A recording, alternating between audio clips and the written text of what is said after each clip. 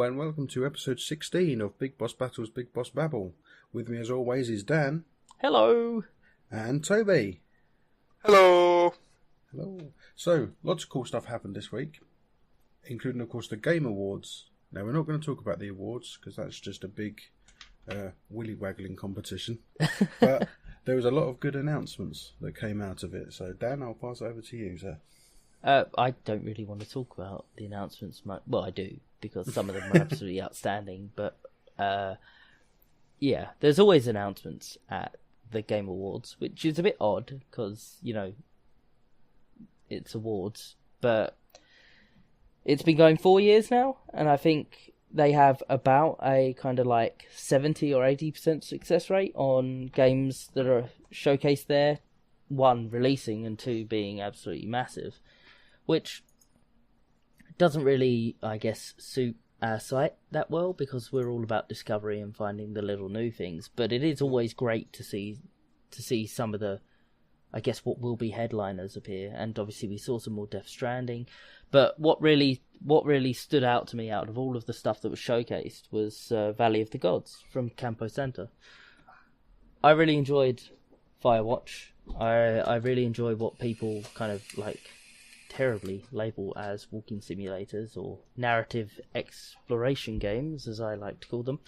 And, you know, Valley of the Gods looked absolutely amazing. It looked like what I wanted Virginia to be. It looked like kind of two people going off on an adventure. I don't know how hands-on or hands-off the thing's going to be, but it looked a lot more, I suppose because it had that extra character, it looked a lot more character-driven.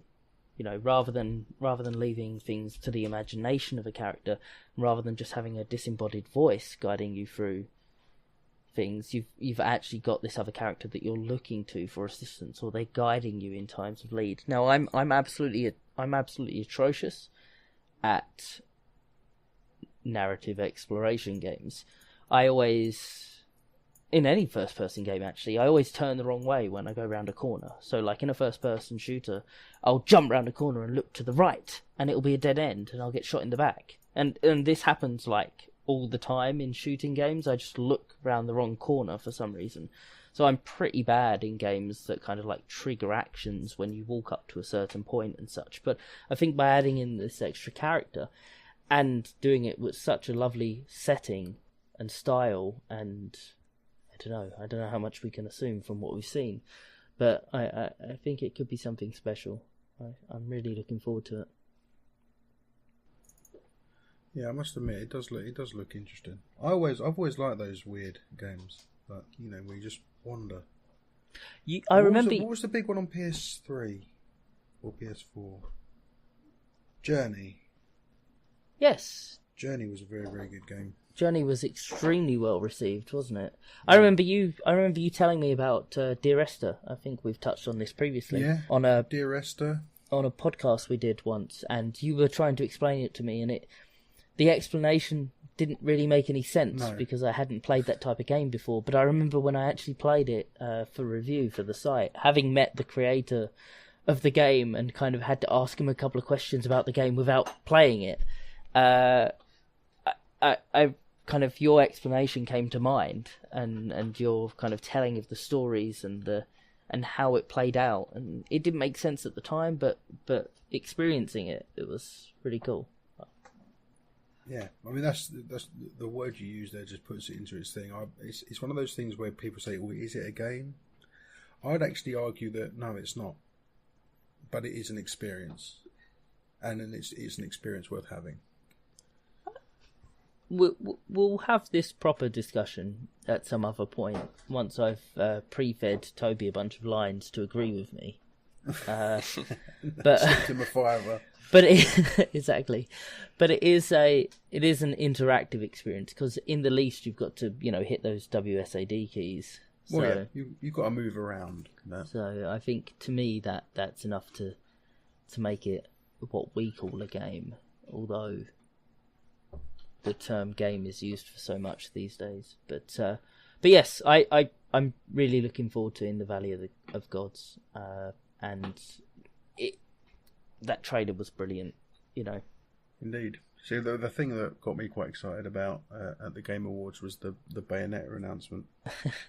Because everyone loves a sexy librarian woman that wears her hair as clothes and has guns on her feet. Yeah, but you meet so many of them in real life and you just get sick of it, to be honest. So I don't think I could handle a game with True one. enough. Yeah. But no, I think it's a good thing, because obviously the original Bayonetta was a fantastic game, and it sort of had shades of Devil May Cry and things like that about it. And then obviously number 2, Sega wanted to do number 2, and people went, nah. And then Nintendo went, go on Sega, we're your best friends these days. Well, it was Platinum, wasn't it, in the end? It was Platinum Games. Yeah. I think Sega were going to drop it, weren't they? But they published it, didn't they? Though I think they did the first one, and I think they still published the second one, but through association on the IP. I'm not sure. I'm a bit rusty on it, but yeah, maybe. But obviously, the second one then went to the Wii U as an exclusive. Yeah. And of course, 4 people had Wii U, so it didn't sell particularly well. That's a bit high. Well, I think it actually did sell pretty well for to be a Wii U title. And now more people are going to be able to experience it, because obviously they're bringing out 1 and 2. 2, I think they're bringing out 2 physically with a download for 1, and then they announced number 3 to be Switch exclusive, which is top quality stuff. Yes, and they released a combo pack, the first 2, I think. Yeah, that's what I mean. You buy. I think they're all coming like that. The non-stop climax edition. Yeah. You've got the big super special edition in the special box. But I think even the normal one, like they did on the Wii U, you get the second game physically and you get a digital download for the first game, which is what they did on the Wii U. You got the second game with a download for the first. Which is quite cool. I mean, I can't play those games, and Bayonetta doesn't really appeal to me. But it is nice to see a series continue against the odds, and it's nice to see a platform holder have that much faith in an IP that they, pump a little bit of money into it. And it's nice to see Platinum have more work as well. Yeah. Because I do feel that they fill in a void that kind of went away during the kind of PS2, PS3 era of games that were simply labelled by people over here as a bit wacky in Japanese. On the action front, at least. Although that said, I really want a binary domain too. If anybody's listening who can do that, that'd be great. You can bring that up a bit later on, Dan, when we have a conversation. Yes, that's true. That's true. We'll save it for then. So there was obviously other stuff shown at the Game Awards as well, but we're not going to really touch on that. I mean, there was more of what's it called? The Way Out? The Way Out? I think that's like that. One of them. Is that 2-player prison? Yeah, which is a really cool idea that it's pushing cooperative play. Yeah, it's a cool idea, but the fact you can't play it single player means people with friends without friends can't play, so it'll be a game I'll be skipping. I think you can play it online as well as locally, so it's definitely more accessible than it seems. And it's a really interesting idea because it's a good, interesting idea. So heavily narrative driven, got multiple different options along the way. Yeah. Anything take your eye at the Game Awards, Toby? Oh, not really. I'm not a big fan of the big new releases most of the time. It's good to see trailers. Fair enough. That's completely fair. I mean, I think it was the first Game Awards. EA came out with the Command & Conquer Generals, the next entry in that. I remember a big teaser. I got really excited about that, actually. And then, actually, it was the Spike TV Awards. I assume these are separate now. But yeah, so they announced that. And because that kind of fell through, I tend not to pay too much attention to the Game Awards, which is probably not right. But yeah.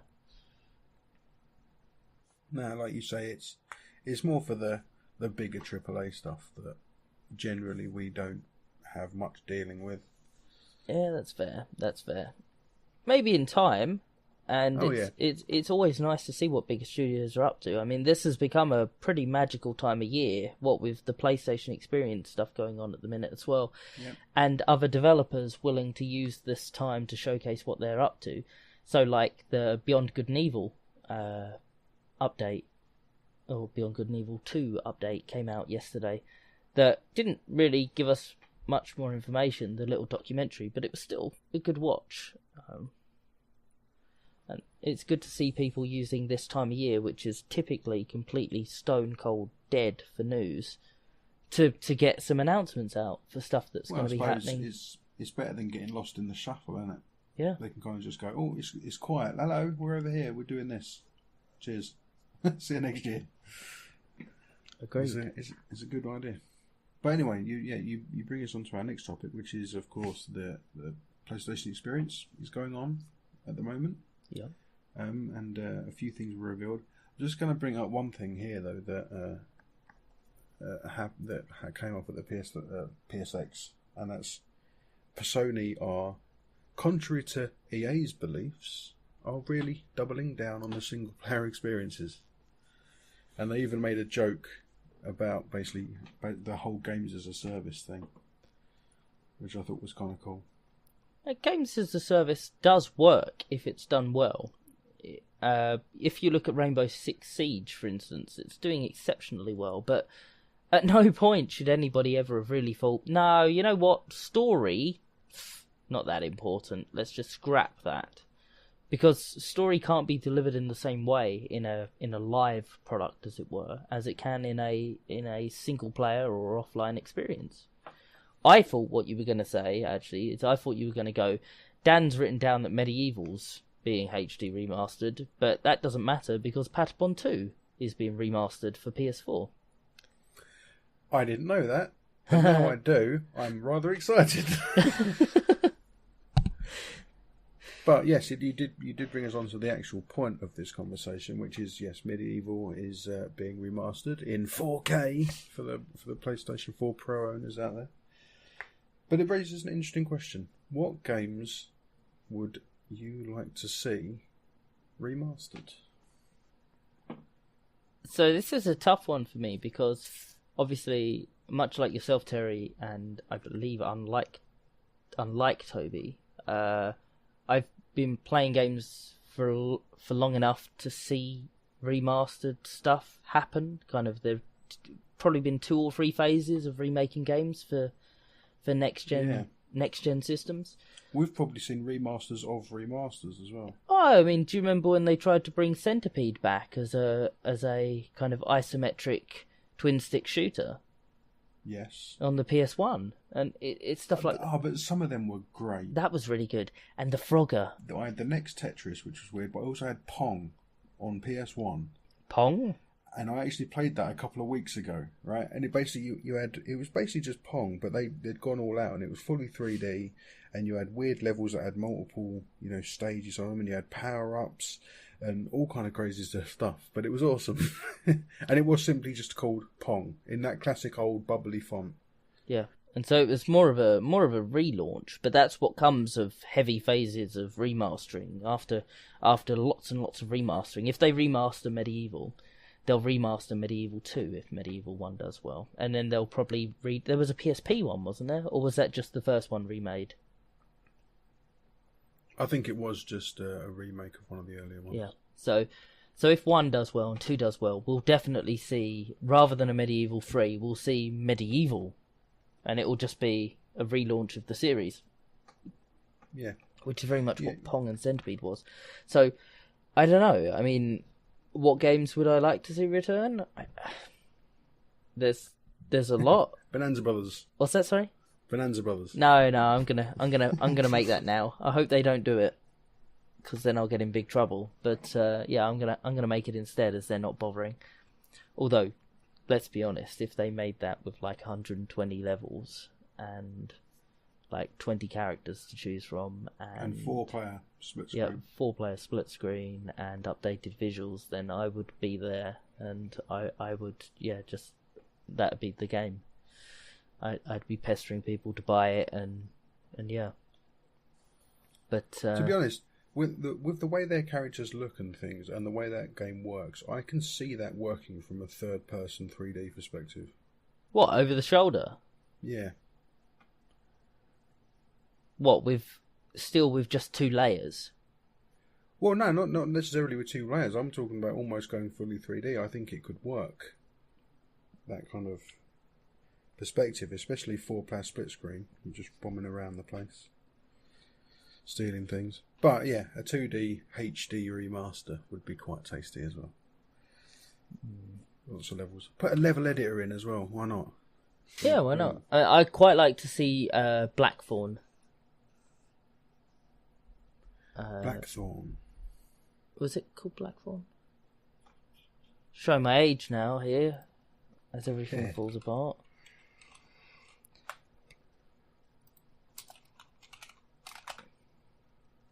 Yeah, Blackthorn on the SNES, which was another game that had that background mechanic. It was the guy with the shotgun that could fire backwards over his shoulder, who was in a kind of strange post-apocalyptic world. It was almost like fantasy, but yeah. Something like that being remade. That was kind of partially developed by Blizzard and Interplay and Midway and everyone at the time, who all went on to be really big deals, you know. But yeah, that'd be cool. But goodness, I don't know. I mean, I think we're at a time now where talking about remasters feels very silly, because it feels like there's so many new games and new ideas coming out that it's almost rude to look back and wish for the old games to be remastered, if that makes sense.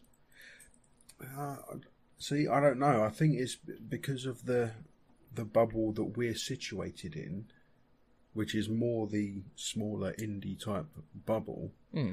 We're seeing those new ideas, but the mainstream are not. That's true, yeah. The mainstream are getting their yearly EA Sports titles, Assassin's Creed and their Gods of Wars and things like that, and that's pretty much all they're getting.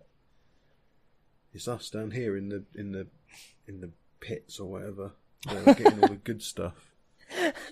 In the mines of indie. Yes, the indie mines. Chip. There's another indie gem just there. Look at that. There you go, indie mines. Yeah. That's terrible.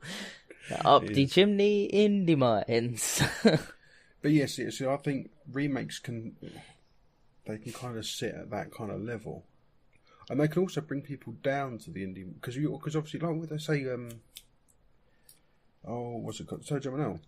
Yeah. The new one of them's coming out. You might find people that are, generally seated in that AAA space at the top, but they remember that from when they were younger, and they go, "Oh, that's coming out from this little weird developer down here. I'm going to go down here and play with these guys for a little while." Yeah. And it brings. So I think it can almost be like a stepping stone to bring people down. Okay.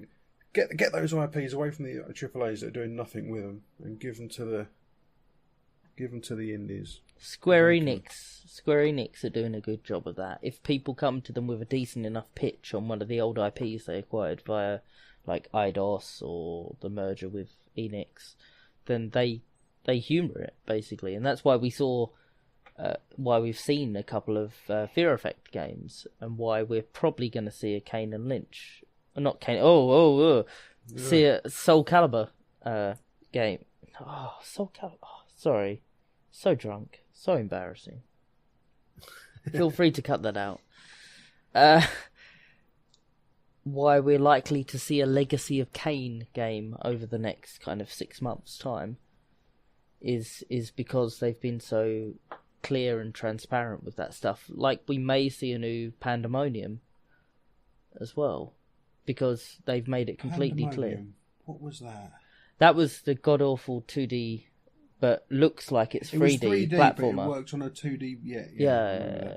For some reason, I remember it because I had it on N-Gage. Yeah, everyone was like, "Oh, it looks amazing because it looks 3D," but it was still just a 2D platformer. It was pretty awful, and it wasn't that good a game. I mean, we're talking, it was like as good as Loaded and Reloaded. It was just people liked the aesthetic.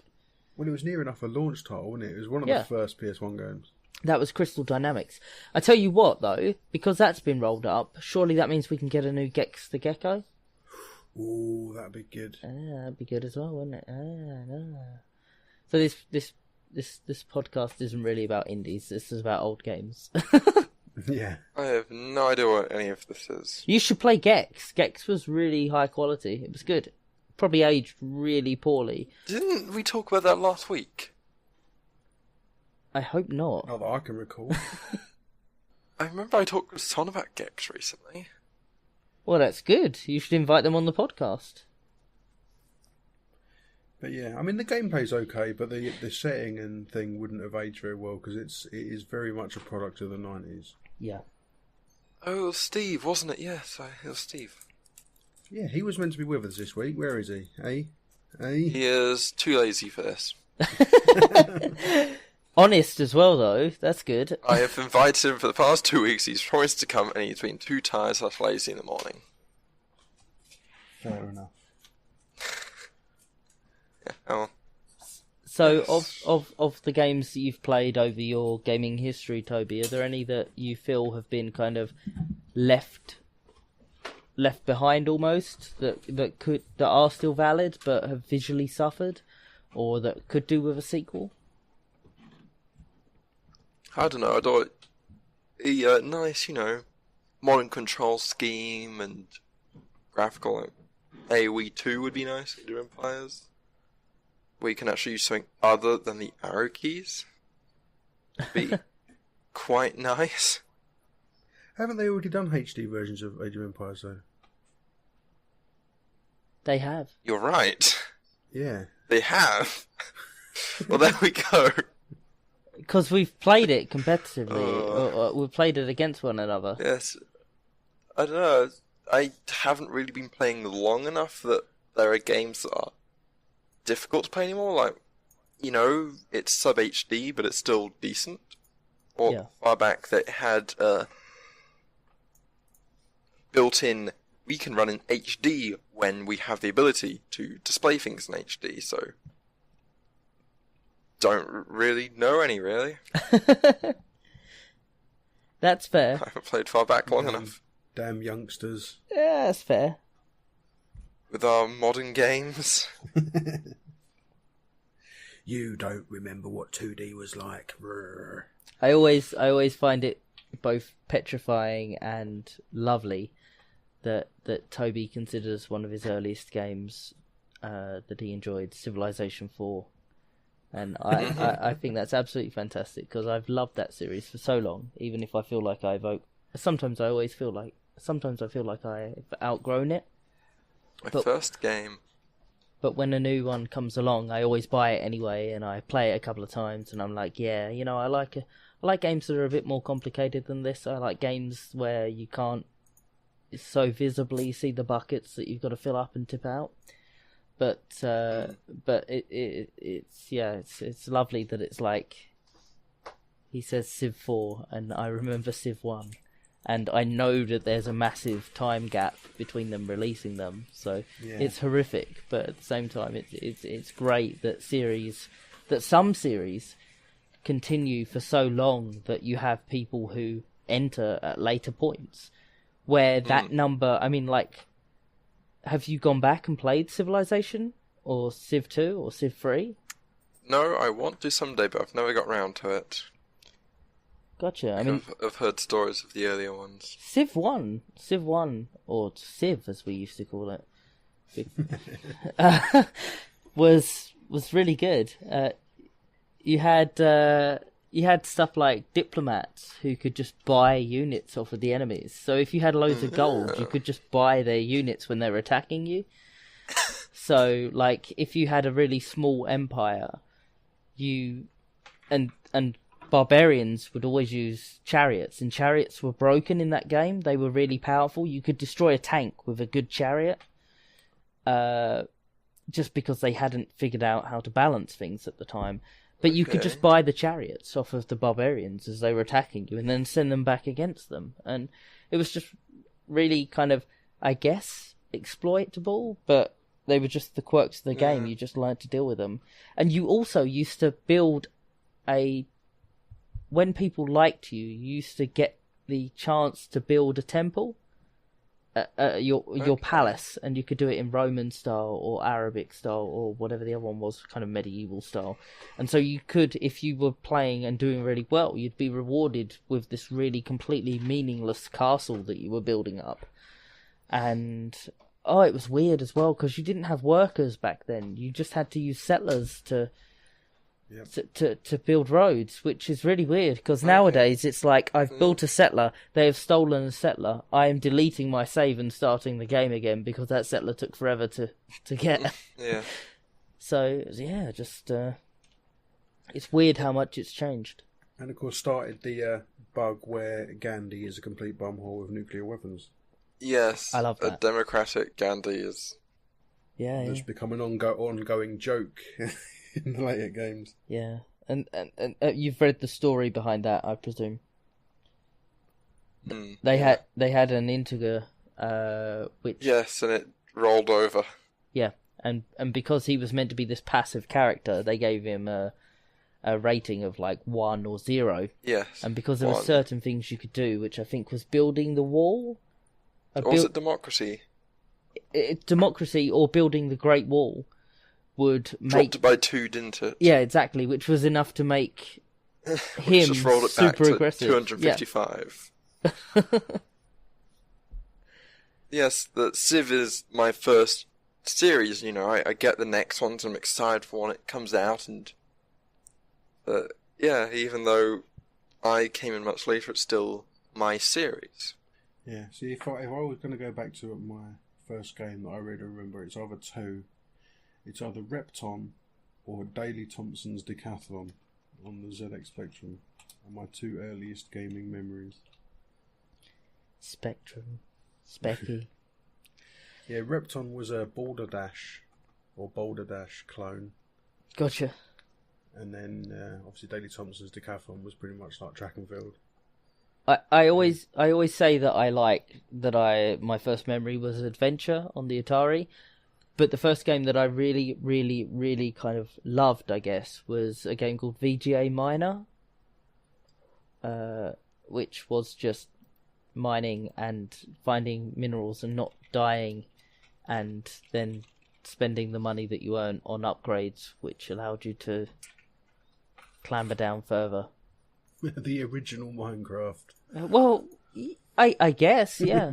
Apparently released, let's have a look, on DOS in 1989, apparently. So there's no way I played it in the launch year. But yeah, Minor VGA or VGA Minor. And that's the first game I remember being like, I need to finish this. I'm going to keep doing this. I'm going to get in and I'm going to do that. So... What is this DOS you speak of? It's what comes after Uno. Uno. Yeah. No, see, I'm not sure if that was a serious question or not. No, it was. That's fine. That's fine. You're young enough that it could have been. I think I had a DOS emulator on my phone at one point. DOSBox Turbo, perhaps. Possibly something like that.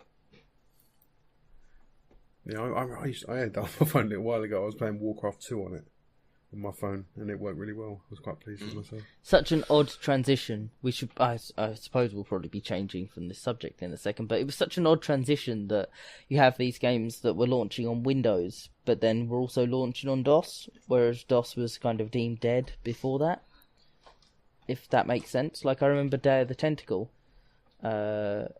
installing on Windows, but booting with DOS options. It's just odd. It was a weird time. But if you think though, back then, even on the console side of things, there wasn't so much of a generation gap. It was all kind of very blurred into one another. But all you got to think about is you obviously hold the Master System Sonic games in quite high regard. More than I do the Mega Drive, yeah. Yeah, but what you've got to think of, though, is that obviously the Master System was the previous system. Yeah. But Sonic actually came out on the Mega Drive first, before any of the Master System ones came out. Yeah, which is why the Master System ones were better. Yeah, But what I'm saying is, I know you're trying to bait me into into an argument, which I'm not going to give you. But obviously, there wasn't that massive shift. Like, there's a new system, we need to now move to that system. The older ones always hung around a lot longer than they tend to do now. Yes. Now, when a new system comes out, the old one, it's done. Well, Microsoft started that, didn't they, with the Xbox original? Because the day that the Xbox 360 launched, they just killed the original off. They were like, and the factories are shut. Yeah. And before that, everybody had always had a bit of a bleed over. Even the PS2 was still live for about 8 years or 7 years. It went halfway through the PS3's lifetime, I think. Yeah. It was really late that actually stopped. Because, I mean, even the Ghostbusters game in 2007, it was a PlayStation 3 game, a version came out on the PS2. Yeah. And I think, what was it, FIFA? I can't remember if it was 13 or 14. FIFA 13 or 14 was the last game on the PS2. But it was, really late on. Shops had stopped stocking them by then. But yeah, like, I was working, probably would have been about 2010. I think we still had a new PlayStation 2 section. And all of us in the stores, we were like, that doesn't make any sense. Because, the next gen's been on the market for 4 years. Nobody's actually engaging with this new stuff. But there was a market out there. They just weren't visiting the shops. So, but yeah. Sonic Chaos is the best Sonic game ever made. But I do appreciate that Sonic Mania is good. Sonic Mania just feels like it was made for the Mega Drive players. And it was good. But Sonic Chaos is easily the best Sonic game. And there should be a remake of that, actually, to bring it back onto subject. Was there Sonic Mania? Well, this is what we had a conversation a few weeks ago, didn't they? Sonic Mania did very, very well. Yep. We agree with that. Yeah. So they've got now scope to move forward, and what's stopping them from bringing back and remaking some of the levels from the Master System games as well? The good ones, yeah. Yeah. So hope we can only hope. Yes. Because obviously now we've seen that obviously Forces came out, got pretty panned. Yep. So now Sega should see that, the 2D ones are the ones worth continuing with. 3D ones can die off now. It's fair. Cold, but fair. Yes. They can still be enjoyable, because the thing is, from a critical aspect, it's quite easy to rip into the 3D Sonic games. But for new audiences who didn't experience the earlier 2D ones, they are, half decent 3D platformers in an age where the 3D platformer is pretty close to all but dead. We're not in an age now where Spyro and Crash and Croc and Tai Chi and... I don't know, like we discussed a few weeks ago, there has been a little bit of a resurgence of late. Yes! Obviously you got Mario. Hat in Time. Mario's always going around, but we had Hat in Time, Yooka-Laylee. Yep. Even something like Snake Pass would count as a 3D platformer. Snake Pass would count, indeed. But before that, there wasn't really that much. We had things like MacBat 64 and Kiwi 64 and, indie games that were in the image of those Nintendo 64 games, but...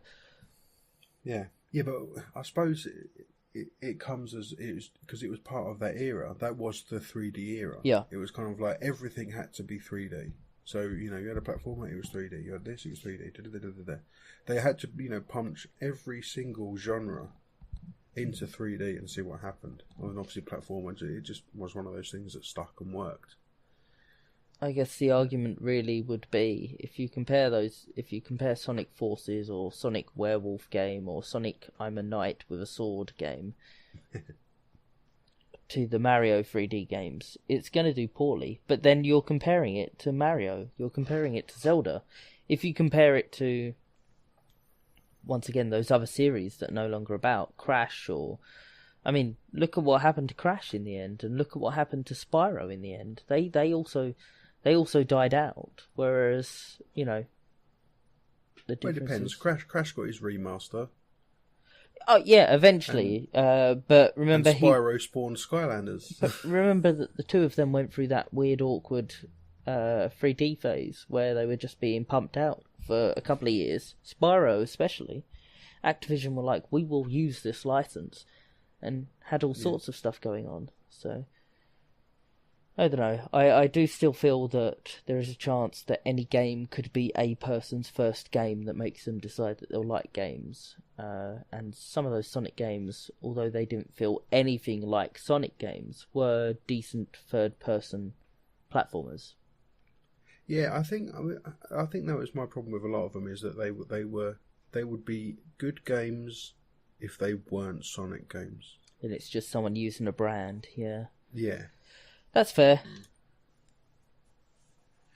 Right, but anyway, I think actually we've already gone over time, so we don't actually have any more time to talk about anything else. We'll have to hold out for next week. There we go. So you've got a nice half hour of rambling about old games pretty much this week. So, and Toby couldn't really join in, so I apologise for that, Toby. It'll have to be a Toby time next week. Toby time, Toby time. Yes, it will have to be Toby time next week. Right, so with that then, I will have to say, see you later, and we'll see you all next week. Bye for now. Bye. Bye.